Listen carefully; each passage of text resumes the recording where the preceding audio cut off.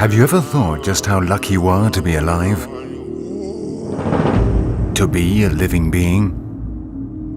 No human being has ever seen a live ichthyosaurus, and no one will ever be able to see one.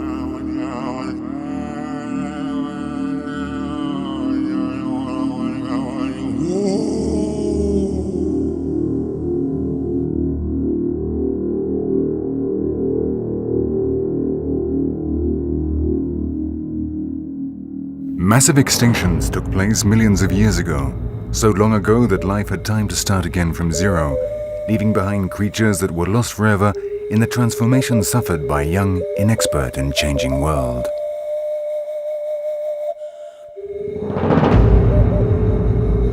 No human being, not you, not your children, nor your children's descendants, will ever be able to see a living marsupial wolf, despite the fact that our grandparents shared the world with them. None of us will ever be able to see a dodo, nor a moa, nor a giant orc. We are the most efficient agent of a phenomenon which is as old as life itself, the extinction of species. But we are becoming so efficient in our role as destroyers that as we begin to understand the interdependent mechanisms of life on Earth, we are realizing that perhaps our own activities could end up leading our species along the road to extinction.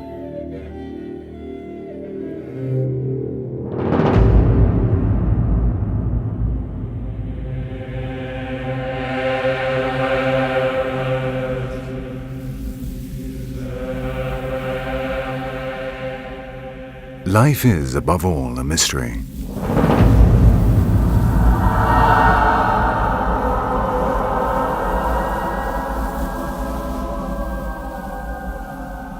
As far as we know, our universe is a superb mirage of the laws of physics, chemical convulsions, and silent, colossal, and almost eternal geological travelers. Incredibly beautiful, but all of them dead. Or almost all of them.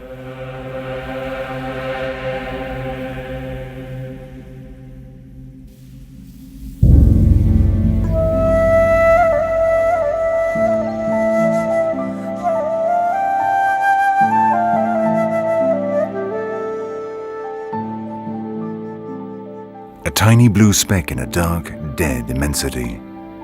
The Earth.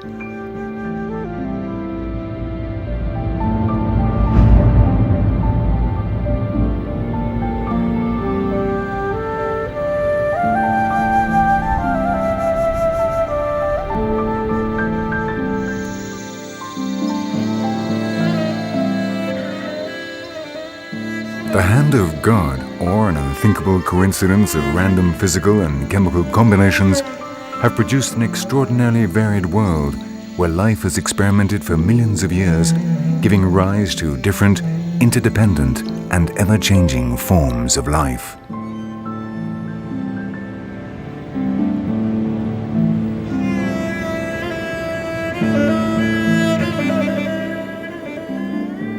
The Earth became a planet of possibilities for life.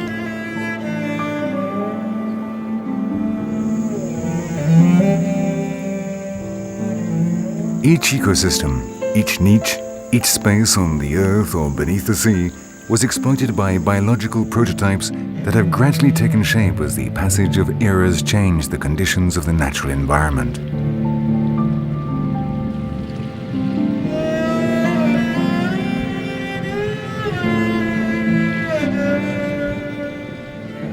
The species changed as the planet matured.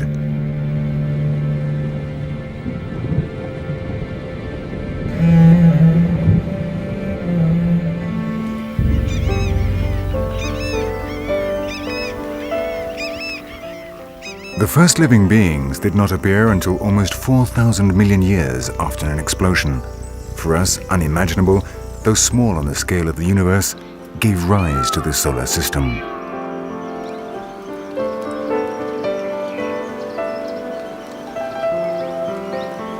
But following the first pulsations of life, it immediately began its relentless mutations.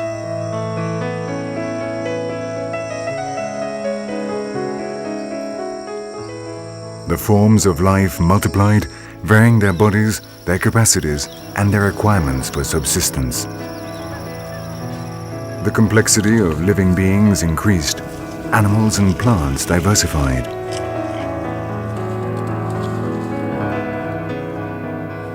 The new species were more complex and sophisticated. They even became sociable, giving rise to behavior that favored the survival of the group above that of the individual. And the Earth was filled with specialists, marvelous biological entities capable of perpetuating themselves.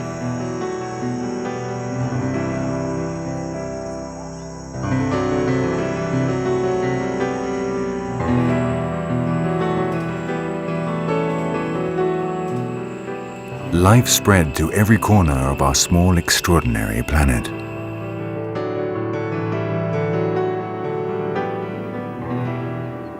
But in this process of experimentation and change, there were failures as well as successes. Terrestrial and extraterrestrial factors marked eras of great changes during which life had to start all over again. From the time the first living being appeared to the present day, these great changes have wiped out 99% of all the species that have ever existed. And they did so in specific periods of time, millennia marked by unusual mortality, which we have called massive extinctions. Since the first animal fossil register approximately 800 million years ago, the Earth has suffered at least 12 massive extinctions, of which 5 were of truly gigantic proportions. Millions of species disappeared forever in these periods of massive deaths, but always some plants and animals remained as a point of departure for renewed diversification. Now, in the first years of the 21st century, a new extinction appears to be ravaging the planet with unusual virulence, destroying species at a speed hundreds of times greater than that of the 5 previous ones. And everything seems to indicate that we are the cause, the agents of this 6th massive extinction.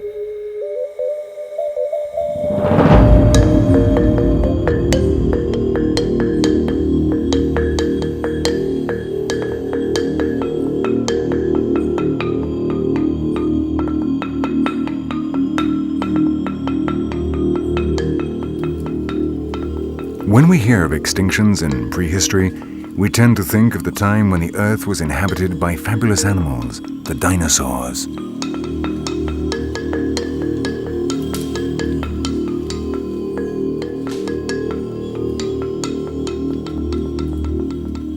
The dinosaurs dominated the zoology of our planet for 140 million years, a period which, in comparison with the history of our species, makes them almost eternal. But the dinosaurs only dominated the world for a brief period of time if we compare it with the age of the Earth. Even so, they are a fascinating example of the fragility of life. Because even though they were the most formidable, powerful beings that have ever lived on our planet, they could do nothing against the forces of the cosmos.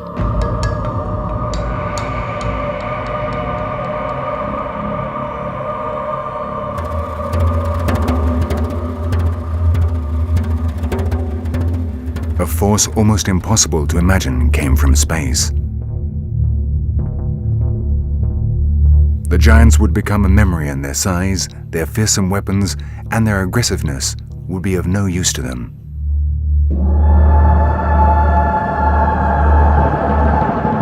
In the Russian roulette of the cosmos, a shot would be fired in the land of the dinosaurs.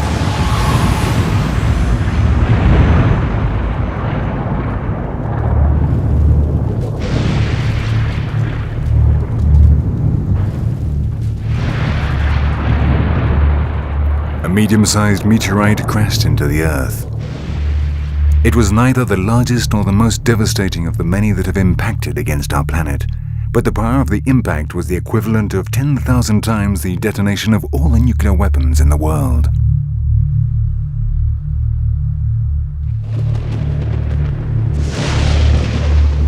The forests burned, adding smoke to the dust raised by the impact and the eruptions of thousands of volcanoes.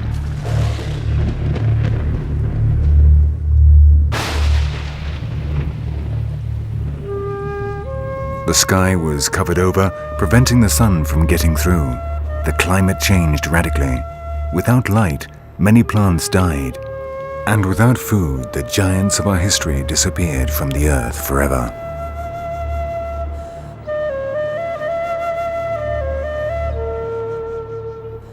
But this tragedy of the Cretaceous era was neither the first nor the most devastating massive extinction.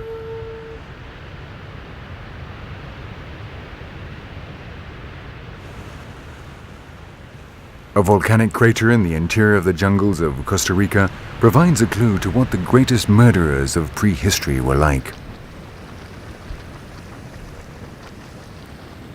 These small single-cell algae are the descendants of photosynthetic bacteria that changed the world 3,000 million years ago, producing the greatest case of contamination in the history of the world, a poisoning caused by a highly aggressive gas, oxygen.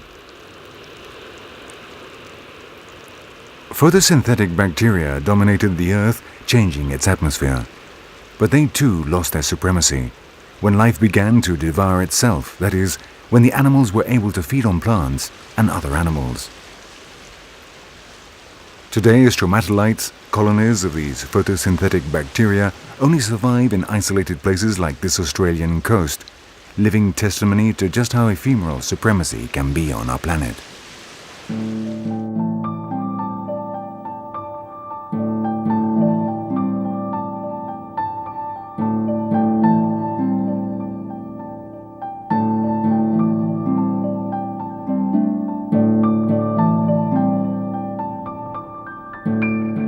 Another of the great agents of extinction came with the evolution of the Earth itself.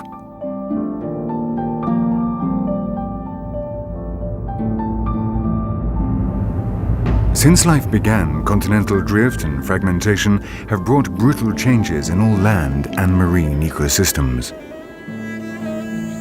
The movement of the tectonic plates changed currents, winds, river courses. It changed the land relief, the coasts, the islands. The structure of the world was radically altered.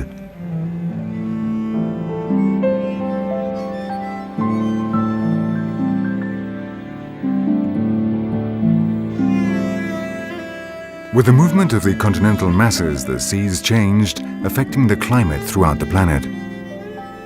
60 million years ago, the supercontinent Gondwana broke apart, giving rise to new powerful oceans. Australia became an independent island and began its slow drift northwards. The marine currents changed their titanic flow, surrounding the southernmost continent with cold waters. And the Antarctic froze over.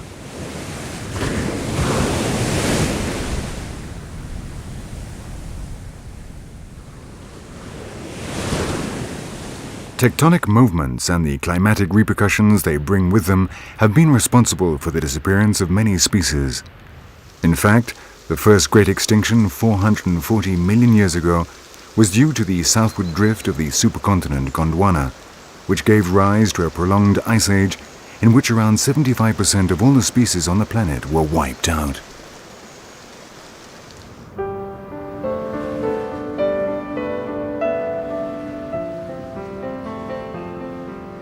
Global changes in temperature generated glaciers or created deserts. They were the direct cause of all the massive extinctions, even the great extinction of the Primary Era, when around 96% of all living species became extinct. It was the climatic changes, yes, but in the majority of cases caused by a known enemy that came from space.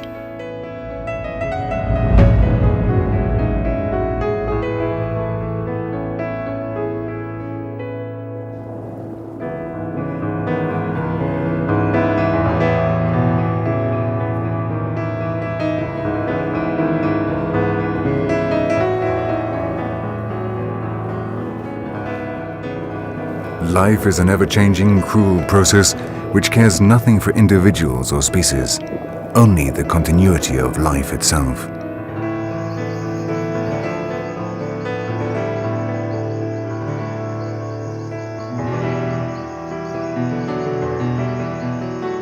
Each one of the great extinctions was followed by a new beginning, new eras of biological experimentation in which life tested out its prototypes, learning from its mistakes in an endless mutation.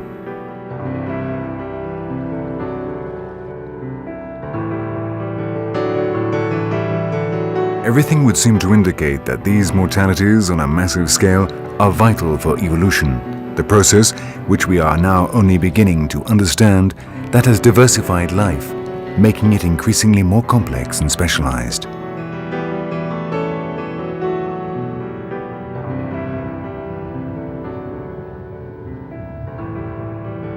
In the course of millions of years, life has constantly gone back to the drawing board, and it is still doing so right now. But contrary to what it might at first seem, scientists are discovering that the survivors of these processes of massive extinctions are not necessarily the best prepared, but rather the luckiest. And that makes life and its evolution a worrying game of chance.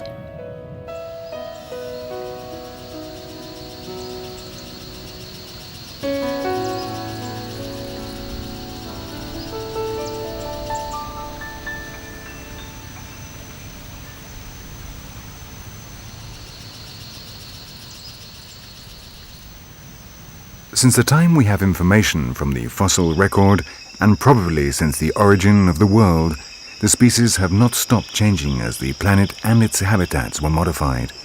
We could in fact say that every so often, a new world was created.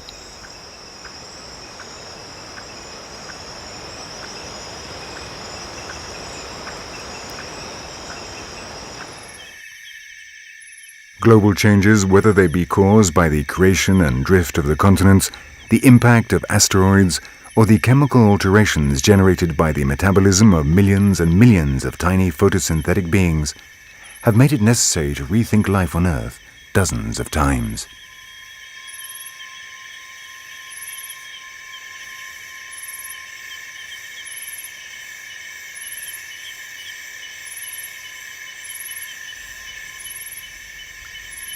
New worlds and new inhabitants. That has been the general rule in the continents for 800 million years.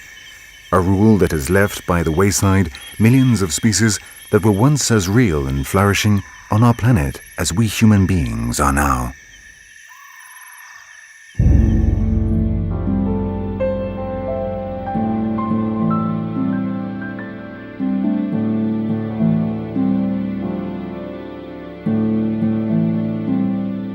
It doesn't matter how powerful or dominant a species was.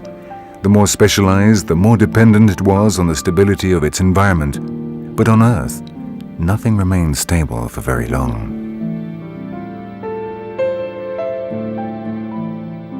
The response to new challenges gave rise to evolution.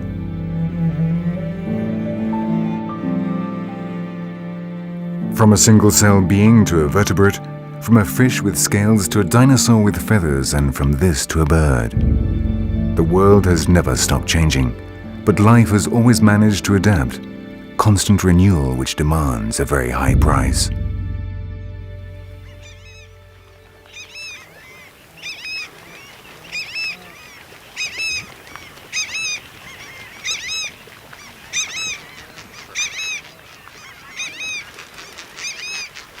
Along this entire path, strewn with massive extinctions, there have, however, been great survivors. Families, genii and species that have continued their slow evolution, overcoming the major crises in the course of millions of years, either because their habitats have remained stable or because their evolutionary designs have enabled them to adapt to the changes.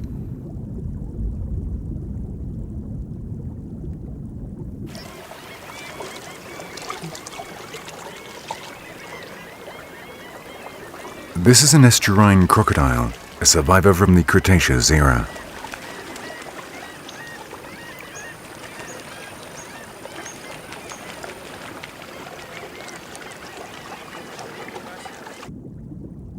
The first ancestors of the modern crocodiles appeared at the start of the Triassic era, approximately 230 million years ago, in a world dominated by the dinosaurs. They were new evolutionary prototypes that would prove so efficient and adaptable that they would survive to this very day.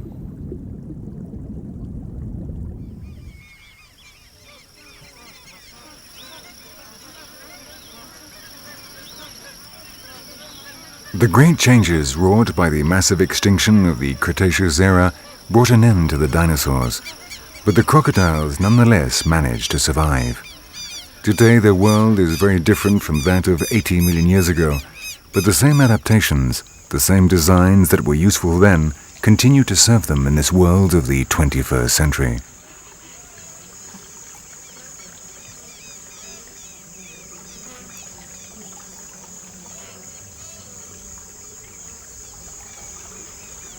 Large scales protect the crocodile's body like armor plating.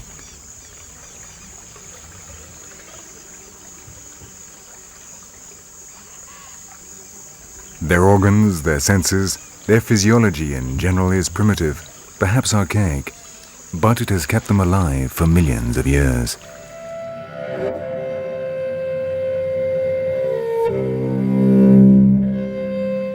The first crocodilians were land carnivores. They had longer legs than their present-day descendants, adapted to hunting on land, but their bodies were already very similar to those of modern crocodiles. Subsequently, they progressively adapted to an amphibian lifestyle, achieving physical variations on their basic model, the typical model of the crocodiles which they still successfully use today, and which makes them formidable predators.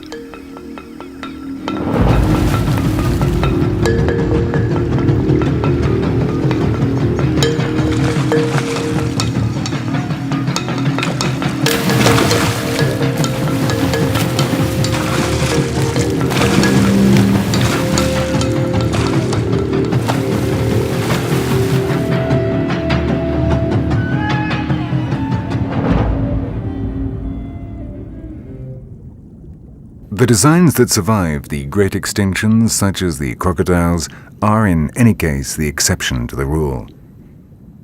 Because our world behaves like a living being constantly renewing itself, and that means new species to take over where others left off.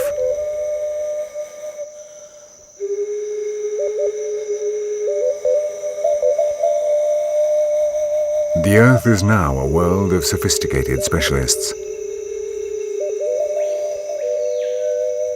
Biological communities are composed of thousands of species, millions of living beings that base their lives on others in such a way that they all depend on each other.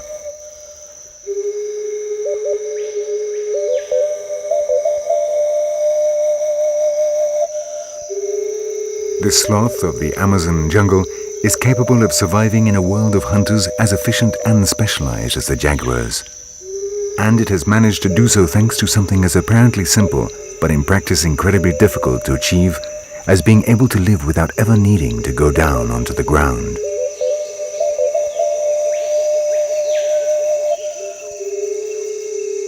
The canopy of the jungle is the safest place for creatures as slow as the sloth. Up here they find food and have managed to drink from the leaves and trunks in which the rainwater collects. In addition, their adaptations to arboreal life have led them to develop a disguise based on slow movements and greenish algae which tinge their brown hair. In exchange for such radical physiological changes, the sloths cannot flee if an enemy detects them and must always live near the cecropias on which they feed. They are therefore entirely dependent on the survival of these trees and in general the Amazon jungle.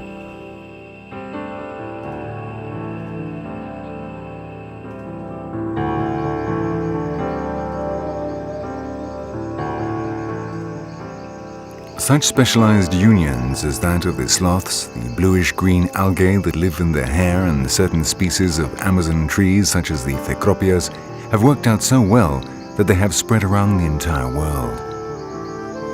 And this has brought unprecedented richness to the biodiversity of the Earth.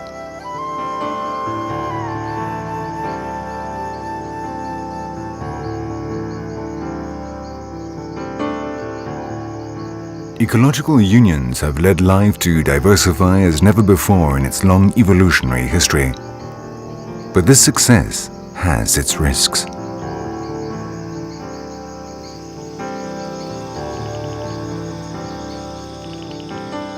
Now more than ever, we understand that each animal, each plant, each environmental factor can influence the lives of all the other members of a given ecosystem.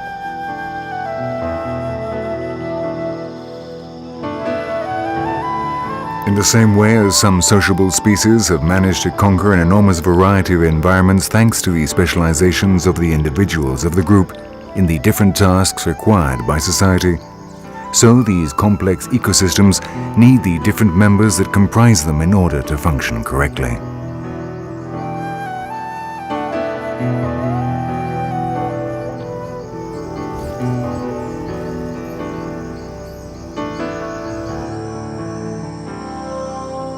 Seen in this way, the ecosystems and the planet as a whole behave like independent living organisms that depend on the work of each and every one of their cells, tissues, organs, and organic systems.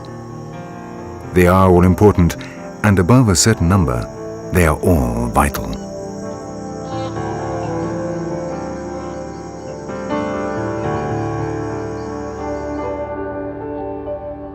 This specialization was taken to extremes in the islands which the continental drift separated from all other landmasses. Madagascar was one of them.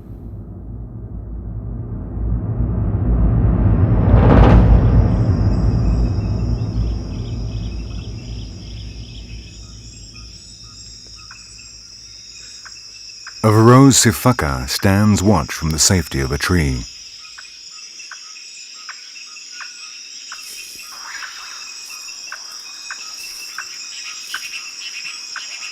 The sifakas, like all the group of the lemurs to which they belong, arose in the evolutionary isolation of Madagascar. There are no lemurs in any other part of the world, and there never have been. And the same is true of over 150,000 plant and animal species that are exclusive to this African island.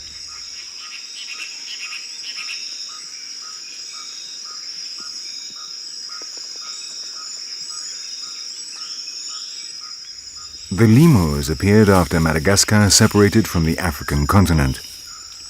They are therefore a group that has developed without the evolutionary pressure of competition with continental species. But this absence of competition brings acute risks. All the species that developed in these evolutionary islands closely depend on their equally exclusive ecosystems. Lemurs, chameleons, fossors and insects, geckos, iguanas, and the over 7,300 endemic plant species are the cells of the organism which is Madagascar, pieces in a living whole who could not survive without each other.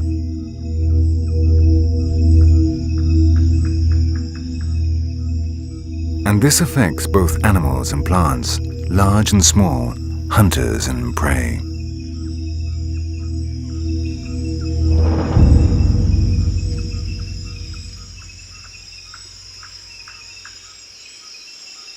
The travelers of these islands of independent evolution can teach us much not only about how life diversifies, but also about the fragility of life on Earth.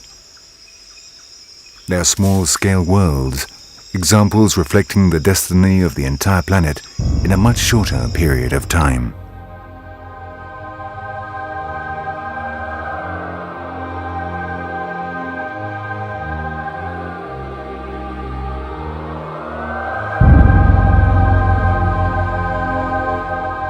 On the other side of the Indian Ocean, a much larger island conserves species which show us what the world might have been like without the placentary mammals.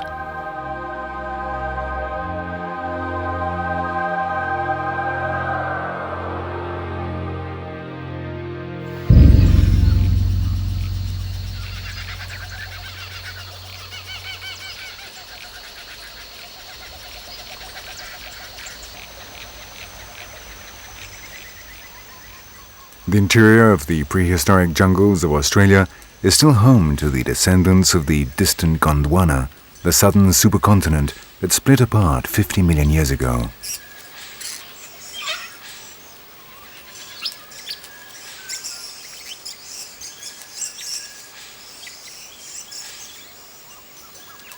This echidna is a representative of a lineage that became obsolete when the mammals acquired the ability to develop their young inside them, thus freeing themselves from the older formula, which was to lay eggs.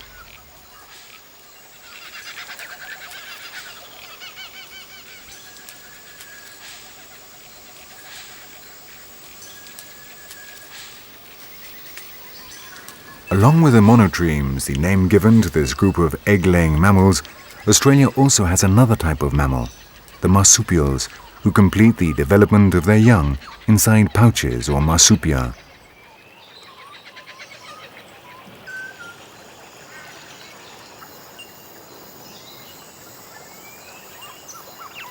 The marsupials and the majority of the species originating in the distant Gondwana had left behind the continental competition faced by the plants and animals in the rest of the world. But Australia would also subject them to harsh tests.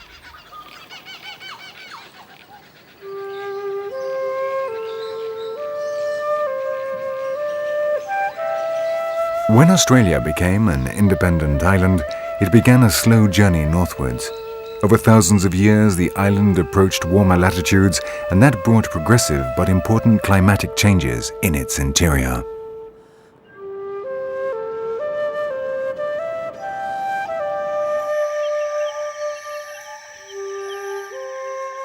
The warming of that young Australia might well have led to a massive localized extinction.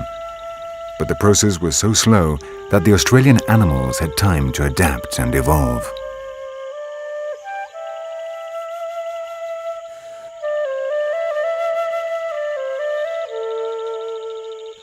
Now in the Australian night, we can see some of the new prototype marsupials that have managed to adapt to the heat so well that they have turned the desert into their habitat.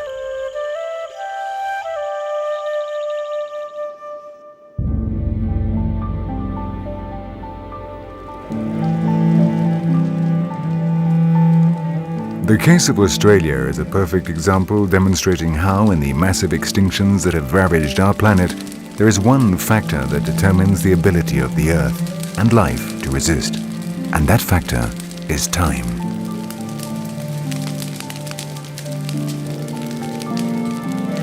The impact of a meteorite is an aggression of such speed and magnitude that it unleashes the destruction of millions of species. But gradual changes, the progressive transformations of our world, allow evolution time for its species to adapt to the new conditions. And it is that ability that has permitted, despite the great extinctions, for life to recover time and time again.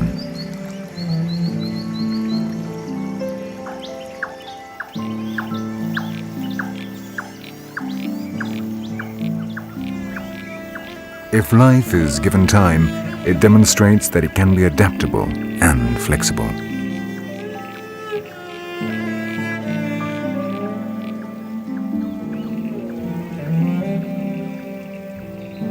The Australian cassowaries are descendants of the gigantic birds that lived in the supercontinent Gondwana.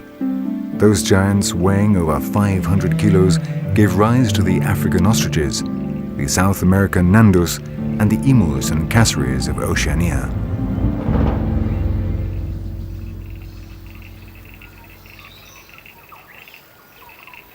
In a world of smaller animals and scarcer resources, there was no place for those monstrous birds, so their descendants gradually acquired weights and sizes more in accordance with their new environments.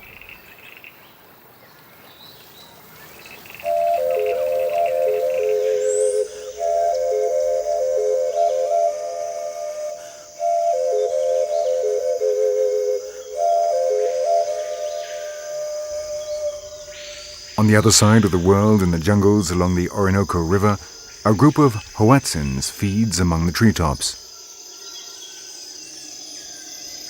Like so many other species, the hoatzins came about as a response to the opportunity of feeding and living permanently in the tops of the trees of the Amazon. And as their ancestors had sufficient time, a period which geologically is not very much, but which is measured in millions of years, the result was this species, a bird vitally linked to the trees on which it feeds, a specialization that enables the hoatzins to feed without having to make long flights. For the carnivores, however, things are not as easy, and they have to hunt down their prey.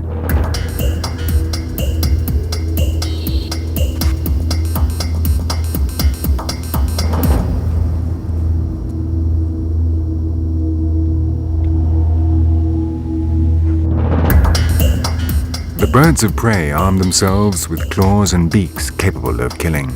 In the same way as the large carnivorous dinosaurs, which we now know also had feathers, the hunters of the air needed to develop resistance, speed, and skill in flight, just the opposite of the peaceful Hoatzins.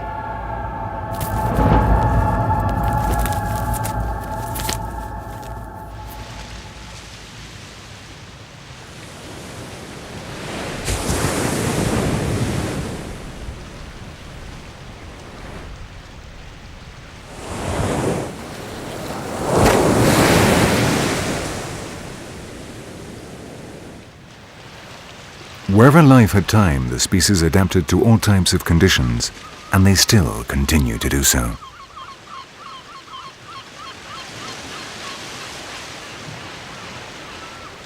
Among the whales of Patagonia, and for reasons that we will see in more detail in the next episode, a phenomenon is taking place that reminds us of David and Goliath. The seagulls have become so numerous that they exploit all the available resources, and the backs of the whales are an almost inexhaustible source of food.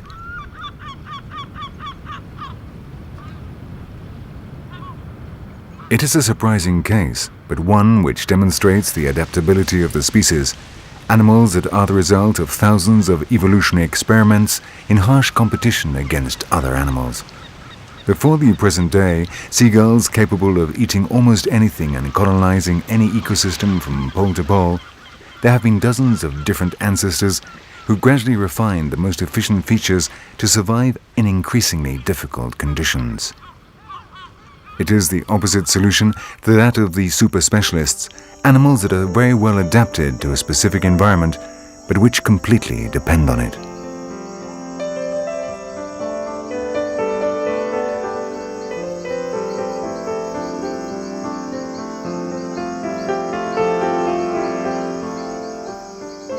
Since the origins of life, organisms have become increasingly complex.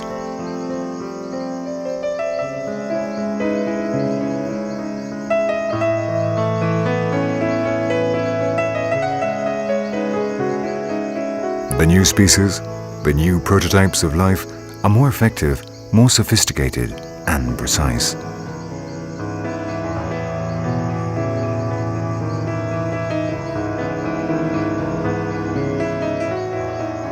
Since life began to devour itself, that is, since the appearance of the first beings capable of feeding on other living organisms, our life has become a world of hunters and prey.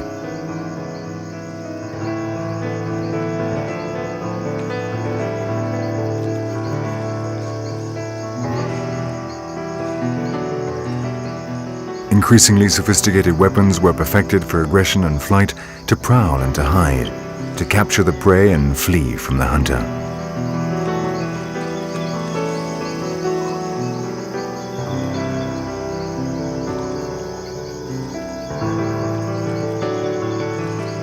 It didn't matter where these new adaptations ventured in order to colonize new ecosystems.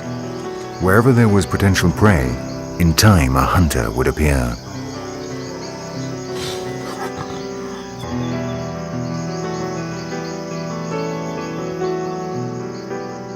And killing in order to survive became the general rule, an inescapable law to which we are all subject, be it as killers or as victims.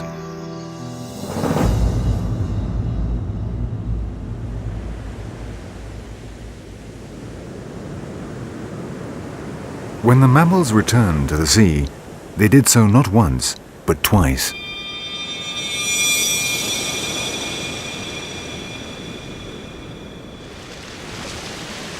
The seals and the sea lions exploit the unlimited resources of the oceans, feeding on fish and marine invertebrates.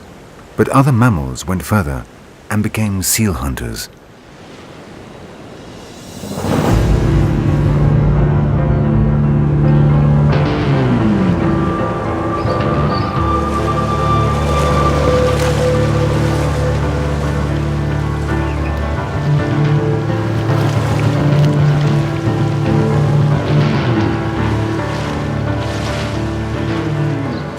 These new hunters had a well-developed social structure, a weapon that enabled them to hunt in groups.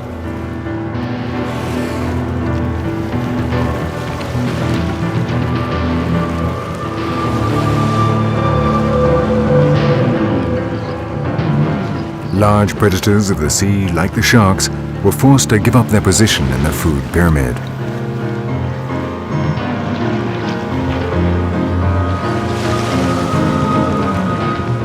These organized groups turned the rest of the marine creatures into potential prey, and not even the enormous blue whales were able to escape the threat.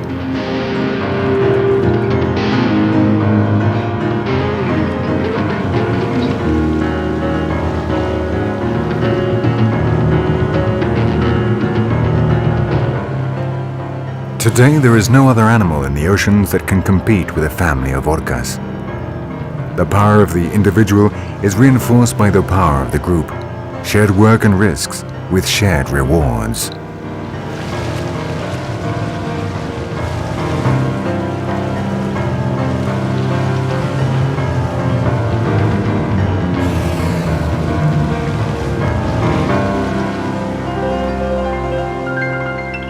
The orcas are an example of the power of evolution and a demonstration of its axioms. If there are no sudden changes of global magnitude, the new species obey the theory of natural selection, and the best adapted survive. But when we talk about sudden changes, we are referring to the geological timescale, where thousands of years are barely an instant. And it was just an instant ago that the most modern of the biological prototypes arrived on the planet Earth.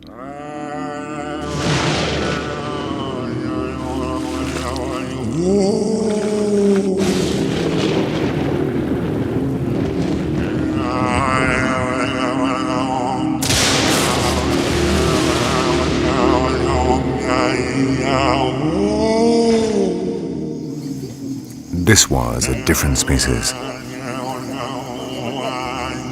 It didn't have claws or powerful teeth or exceptional physical aptitudes, but it did have something much more dangerous: intelligence.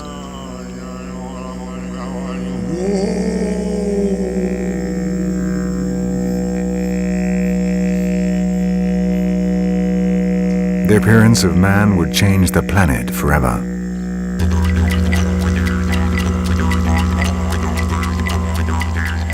It was a complex species capable of interpreting its surroundings in a way no other species had ever done.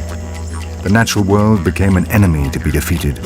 Intelligence compensated for the lack of claws and fangs, permitting the production of weapons.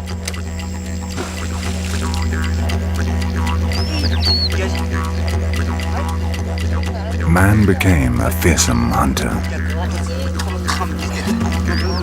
Our species soon became fascinated with power.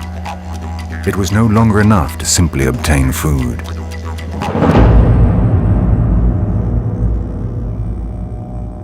Now man had power over life and death, and killing without need became one of our distinguishing traits.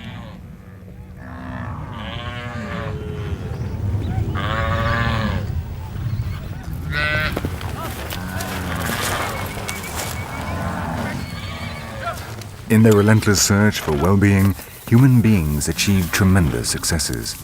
Obtaining food from hunting and gathering meant periods of shortage, permanent movement, and dependency on the climate and the seasons. So the domestication of wild animals proved a brilliant solution to overcome the problem, allowing them to remain in the same place for as long as they liked.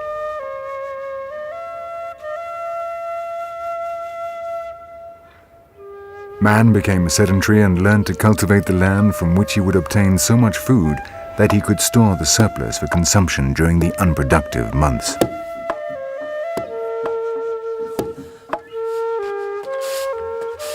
These surpluses also enabled him to trade with other populations, opening up the possibility of obtaining different foods, new objects, greater well-being.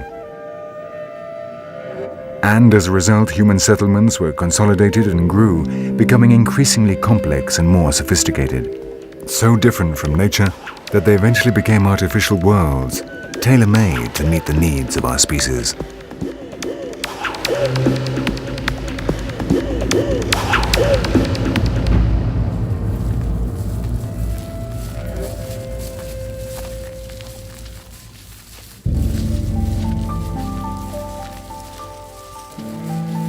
With plants and animals available all year round, man had taken the decisive step towards conquering the world.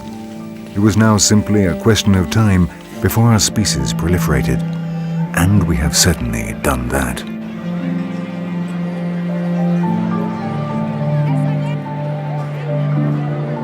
Every year, the world population grows faster, occupying the last refuges of an increasingly overexploited nature. From the first natural caves where our ancestors found shelter, man has progressively conquered new territories. Intelligence enabled him to alter his surroundings to meet his needs, and our species expanded spectacularly, exponentially, unstoppably.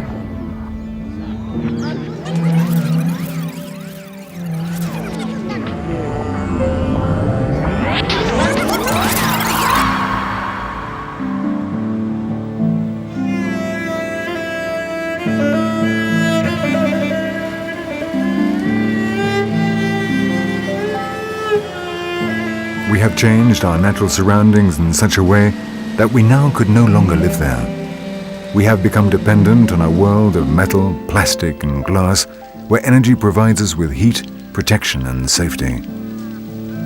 But in order to achieve it, we are destroying the world. We have become an agent of extinction just as devastating as the drift of continents or the impact of meteorites. But we are doing it at a speed thousands of times greater. And we have already seen that life needs time in order to be able to absorb changes. But geological time, in other words, a great deal of time. The consequences of our actions have become global ecological problems. We are changing the climate of the entire Earth, and the first signs can be seen where we might least expect it. Species are becoming extinct at a speed never before known in the history of the Earth. 10,000 times faster, in fact, than the speed at which new species are born.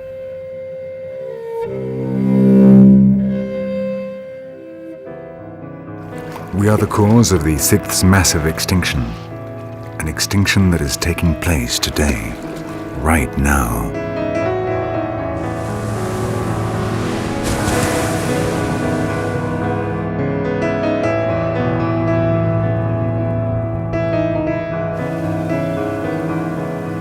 Scientists calculate that in the next 100 years, half of all the living beings on the planet will be in danger of extinction.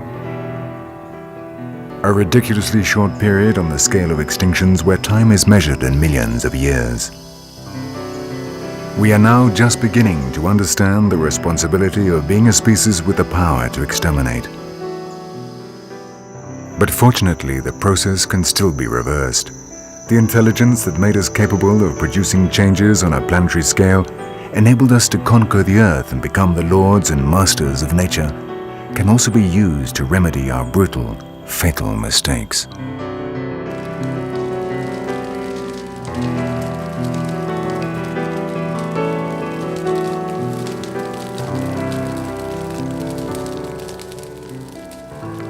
Many people have undertaken the urgent task of reversing the process of extinction we have unleashed, and every day more volunteers join the cause.